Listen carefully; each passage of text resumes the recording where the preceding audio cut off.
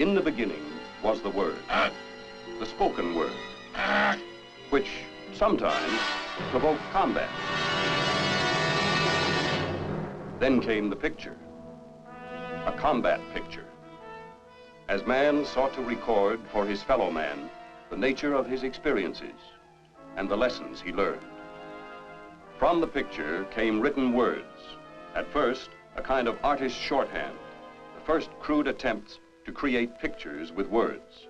But the pictures made with words were often obscure. They couldn't tell the whole story, and much of their impact was lost in the translation. For centuries then, man has relied on the universal language of pictures to document his armed conflicts. As the technology of war progressed, so did the techniques and the tools of the artist. The greatest single improvement occurred in the 1860s during the Civil War, when a revolutionary new device for recording historic events was introduced: the camera.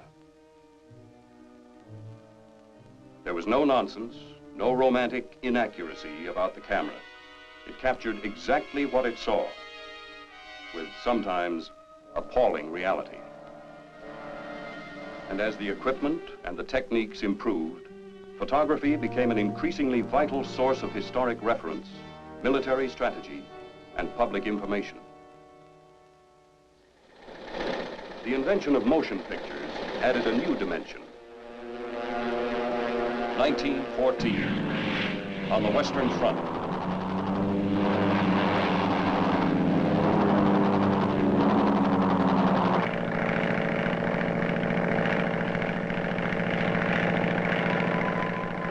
The combat cameraman established himself as an indispensable member of the military team. World War II was documented by 50 million feet of incomparable combat footage.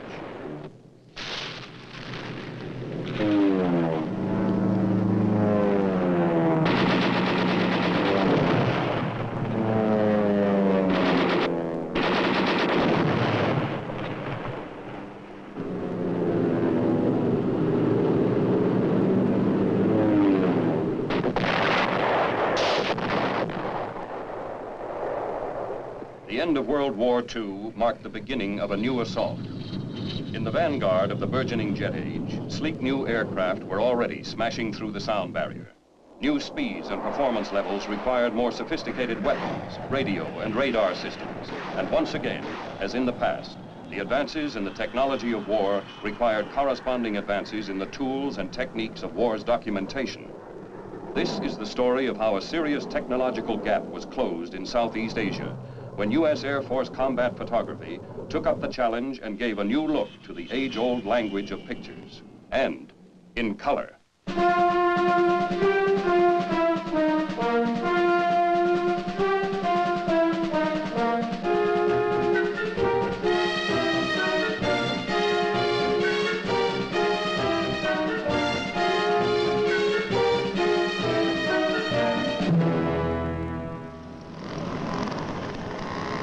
In the mid-60s, the United States became an active participant in South Vietnam's struggle for freedom.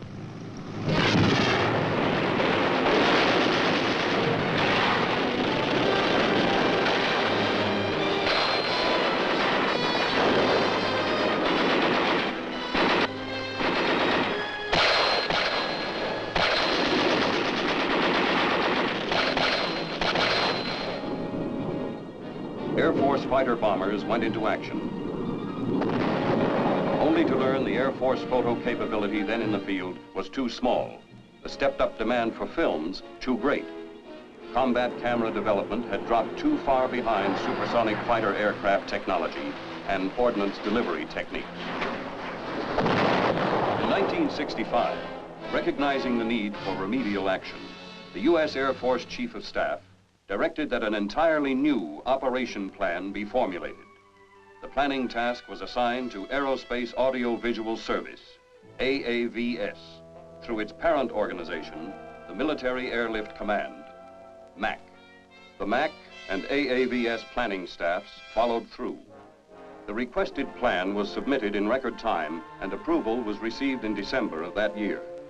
2 months later, the 600th Photo Squadron, a single manager combat photo capability, including all photo except reconnaissance, began to take shape at Tan Son Nhut Air Base near Saigon.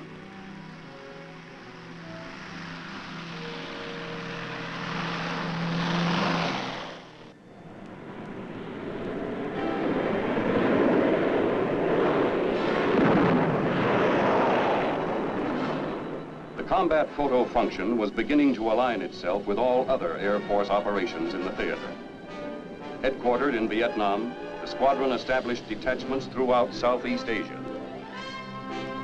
One primary mission is combat documentation, called ComDoc. It produces historical documentation footage on the ground, in the air, on every phase of the Vietnam conflict. You see Air Force ComDoc photographers jump into battle.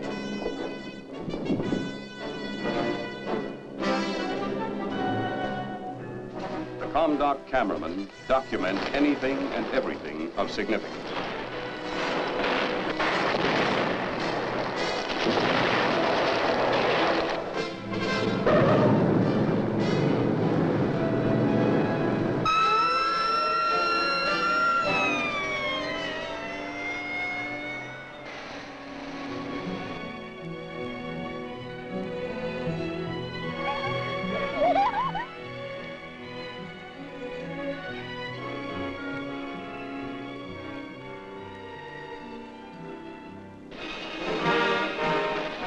The wounded soldier leaves the battlefield within minutes.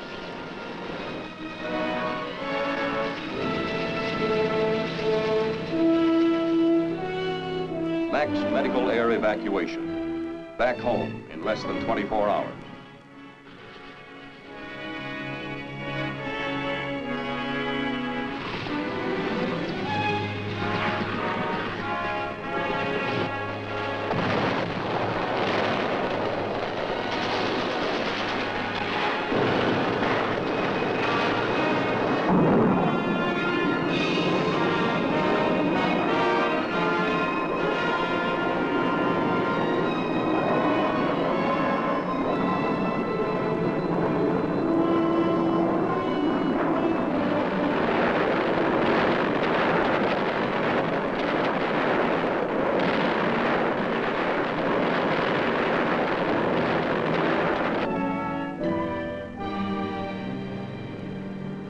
Puff the Magic Dragon, 18,000 rounds a minute.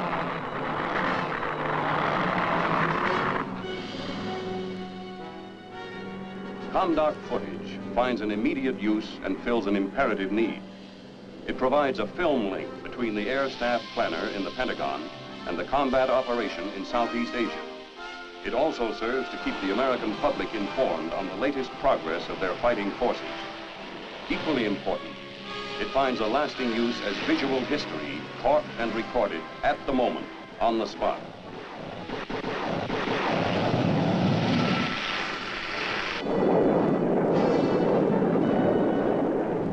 The highest priority in the Photo Squadron's mission is armament recording photography. This is over-the-target combat documentation, filmed for the most part by cameras installed in the strike aircraft.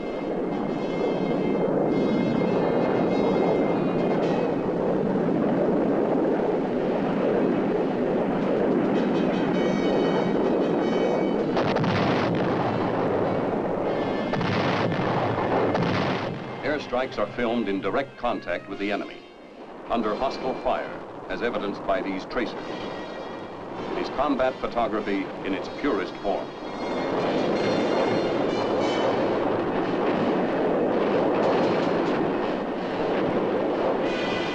The footage supplies vital operational information and answers urgent questions. Was the target hit?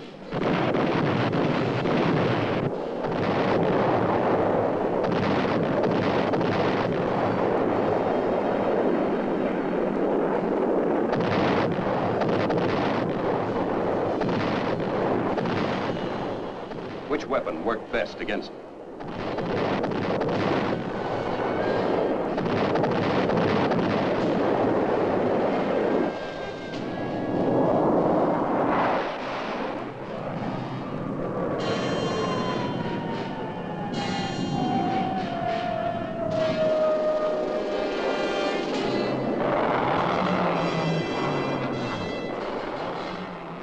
what improvements in delivery techniques and weaponry are needed.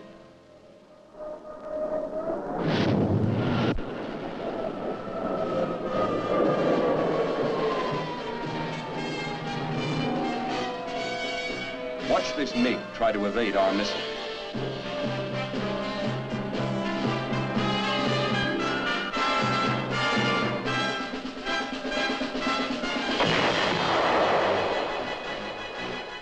Good strike footage is operationally priceless. Adequate airstrike coverage calls for cameras filming forward and aft at various speeds and settings, depending on the type of ordnance carried. Some of the sophisticated fighters arriving in Vietnam had no provisions for airstrike photography. Others had outdated gun cameras.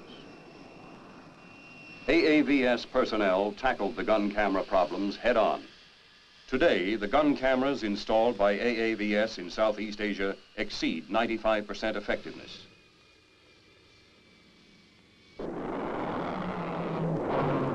This aiming device, or pipper, appears on most gun camera footage.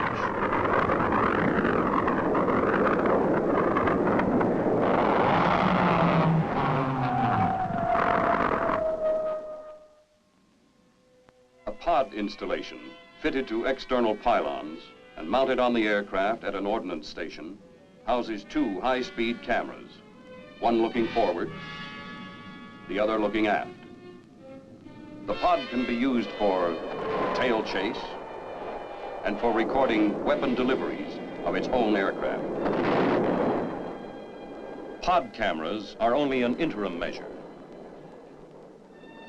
The pod development program was tackled with two goals in mind. First, how to best photograph weapon deliveries, and second, how to install the cameras in the aircraft. This latter problem was solved by devising a blister camera installation. Briefly, a blister is a protrusion on the aircraft. This approximated the ideal of mounting the camera array inside the aircraft. Like the pods, they house cameras aimed forward and aft and are automatically activated when the pilot fires his guns or drops his ordnance.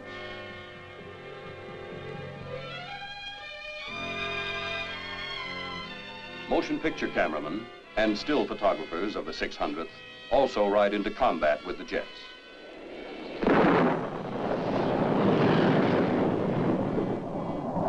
Attacking heavily defended targets in North and South Vietnam.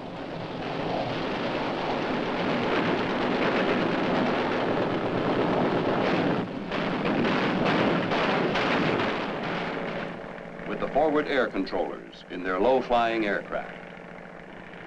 From their vantage point, the combat cameraman records airstrikes against the enemy below him.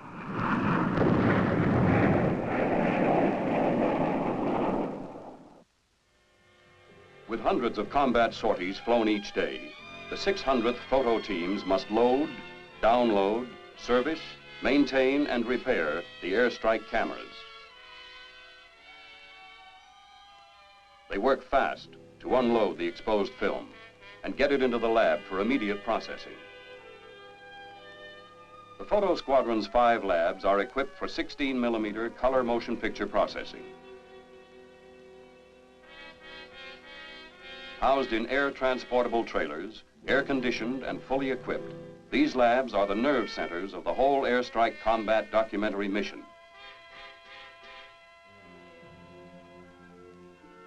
Within hours after touchdown, the labs process and deliver to the fighter unit commanders, intelligence officers, and pilots color films of the day's combat missions for rapid post-strike analysis.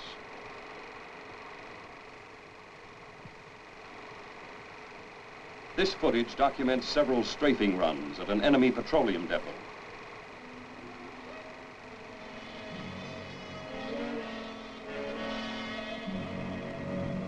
Here, there's no need for a return mission.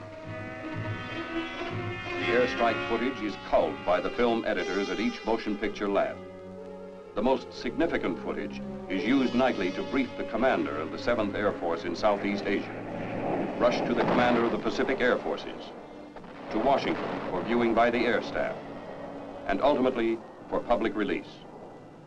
Strike footage is also carefully screened by the intelligence fraternity at all levels of command. South Vietnam.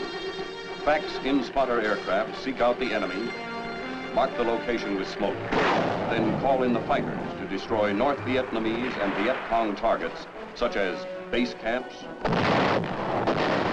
roads and truck parks, food and munition storage areas,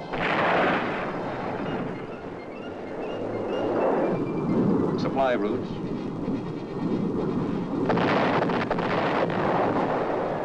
underground bunkers, trenches, foxholes, and fortifications.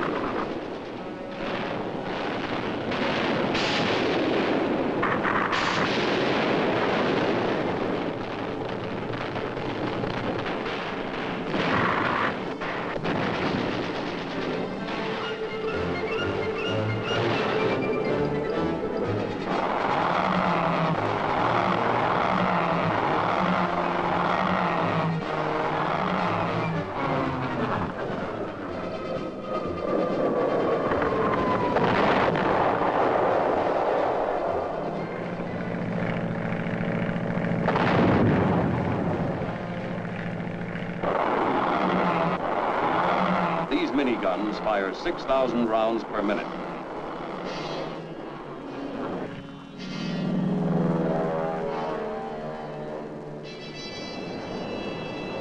Until March 31st, 1968, Air Force fighters and fighter bombers flew daily missions against North Vietnam major communist military targets north of the 20th parallel. Near Hanoi and Haiphong, pilots struck communist airfields, power plants, iron and steel complexes, and army barracks. They encountered heavy, savage conventional and surface-to-air missile and anti-aircraft fire, as well as enemy MiG.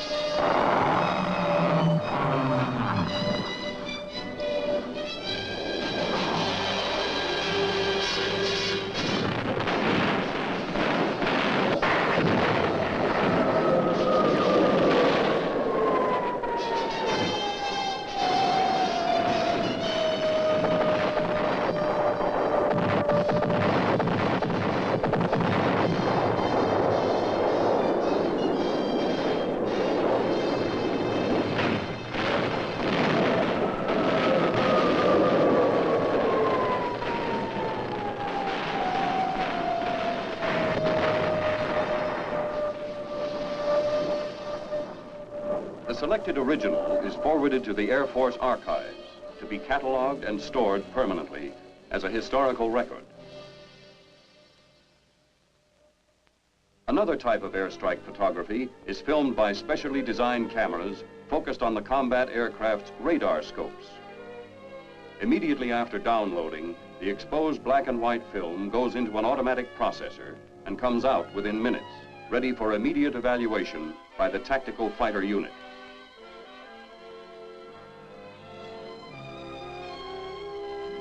A panoramic strike camera also provides a rapid look at combat results. This camera records an image that extends from horizon to horizon, fore and aft, along the aircraft flight path by means of a rotating prism. A portable processing unit, designed for 70mm film, provides short processing time, ease of operation, and quality reproduction. The transfer film is pre-imbibed with a developer and a fixer. As the transfer film contacts the exposed film, processing takes place, producing both a negative and a positive transparency. Within an hour after landing, prints made from the positive transparencies are ready for viewing by tactical fighter units.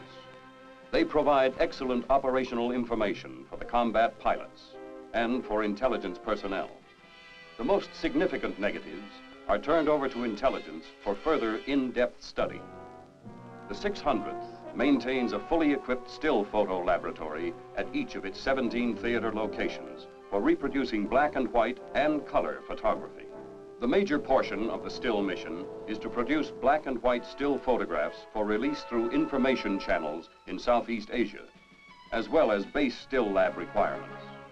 Additional black and white and color still photographs are forwarded to Washington for release by Air Force information.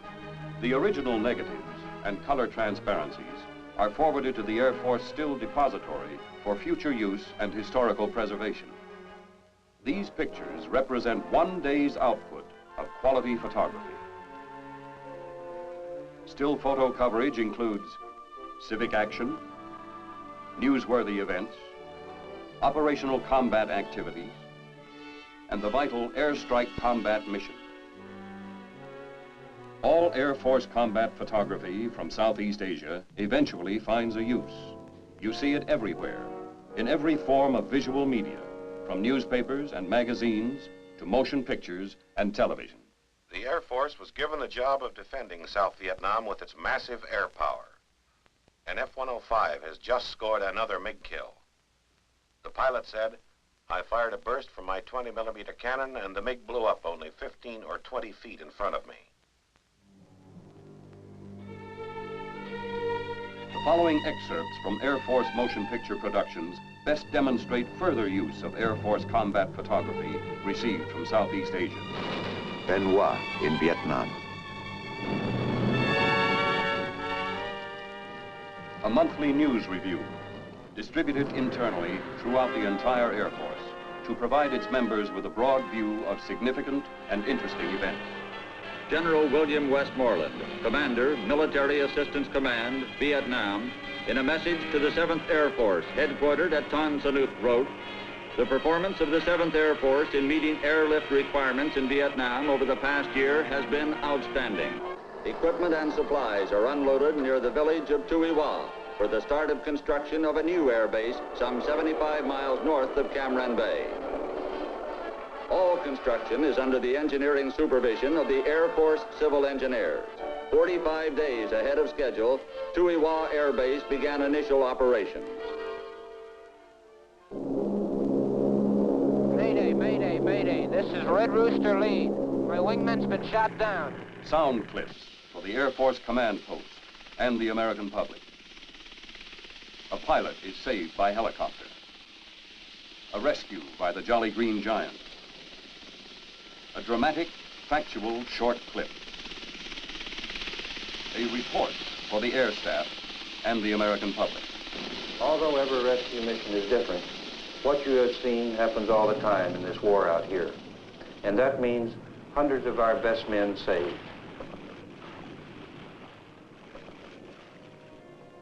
On the ground and in the air, the United States Air Force Combat Photo Mission in Southeast Asia is served around the clock from 16 units and its operating squadron headquarters at Tan Son Nhut Air Base in Saigon. Vietnam detachments, all operating mainly out of trailers and vans, are located throughout South Vietnam. Cam Ranh Bay, Phan Rang, Bien Hoa, Da Nang, Tuy Hoa, Nha Trang, Pleiku, Binh Thuy, and Phu Cat. The Thai detachments, housed in specially designed air-conditioned buildings, report to squadron headquarters through the 601st Photo Flight located at Korat. The detachments in Thailand, reporting to the photo flight, are Tak Ly, U Bon, U Dorn, Utapao, Don Wang, and Nakhon Phanom. This is how the Air Force Combat Photo Mission in Southeast Asia is being accomplished today. An impossible task for the Air Force and AAVS, had it not been for the valuable contributions and material assistance afforded by various air staff agencies and major commands.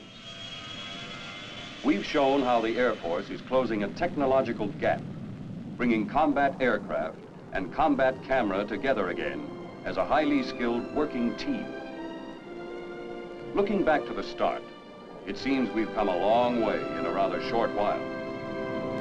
Looking ahead to the future, our goal is to keep pace with technology and satisfy the needs of the Air Force. You may rest assured that when your Air Force has done its job in Southeast Asia, the final photographic record will be complete.